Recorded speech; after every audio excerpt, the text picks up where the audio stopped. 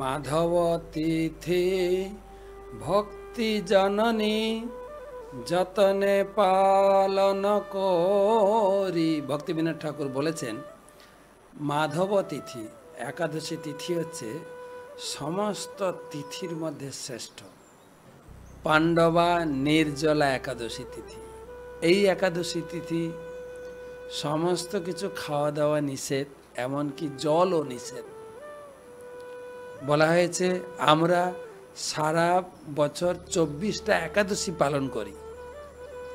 কোনো কোনো কারণে কোনো একাদশী ত্রুটি বিচ্যুতি হয়, পারণ প্রসাদ গ্রহণ করার আগে পরে হয়ে যায়, একাদশীর যা ব্রত বিধান আছে একটু আধটু ত্রুটি হলেও যদি এই একাদশী ব্রত নির্জলা আমরা করি, সঠিকভাবে করি, ভক্ত সঙ্গে করি, তাহলে আগের একাদশী ব্রতের ছোটোখাটো ত্রুটি বিচ্যুতি ক্ষমা পাওয়া যাবে।